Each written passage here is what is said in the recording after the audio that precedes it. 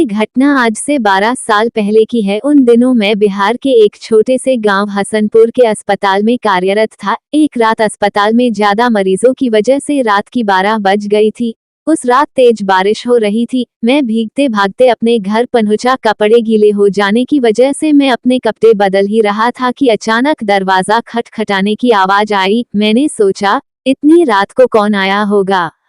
मैंने दरवाजा खोला और देखा कि एक लड़की जो बरसात में भीगी हुई थी रोते हुए कहने लगी कि मेरी माँ की तबीयत बहुत खराब है, आप जल्दी चलिए नहीं तो वो मर जाएगी। मैंने उससे कहा कि रात को मैं मरीज नहीं देखता हूँ, सुबह अस्पताल ले आना, मगर वो लड़की जाने को तैयार नहीं थी और रोने गिड़गिड़ाने लगी। उसकी आवाज सुनकर मेरी पत्नी को उस लड़की पर दया आ गई और मुझे उसके साथ जाने को कहा। मैंने मन ही मन परेशान होते हुए बाहर आया और अपनी जीप निकाली। सुनसान रास्तों से होते हुए वो लड़की मुझे 5-7 किलोमीटर दूर एक दूसरे गांव में ले गई। मैंने सोचा कि ये लड़की इतनी रात को मेरे यहाँ कैसे पहुंची, लेकिन मैंने इन बातों की तरफ ध्यान ना देते हुए एक मकान में पहुंचे और वहां उसकी माँ बीमार पलंग पर लेटी थी। मैंने उसकी नब्ज देखी और इंजेक्शन दे दिया और कुछ दवाएं लिख दी। उस लड़की ने मुझको बाहर मेरी जीप तक मुझको छोड़ दिया, फिर मैं घर पर आ गया।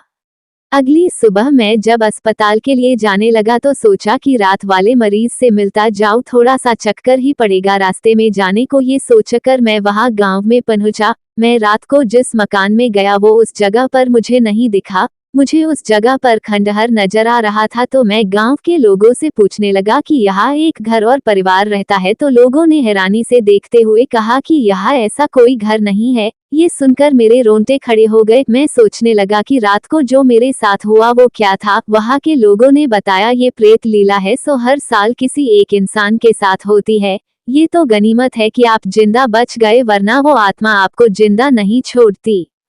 मैं हल्की भूत प्रेत में ज्यादा विश्वास नहीं करता था। मैं जब गांव वालों के साथ उस खंडहर में पहुंचा तो उस खंडहर के बाहर मेरी जीप के पहिए के निशान थे और वो इंजेक्शन और दवा भी वही पड़ी थे। मैंने बिना लोगों से और बातें किए फिर से घर लौट आया और घर वालों को सारी बात बताई। उसके कुछ दिनों बाद मेरा तबादला दूसरे गाँव में हो गया, लेकिन उस रात की घटना के बारे में सोचकर आज भी मेरी रूह कांप जाती है।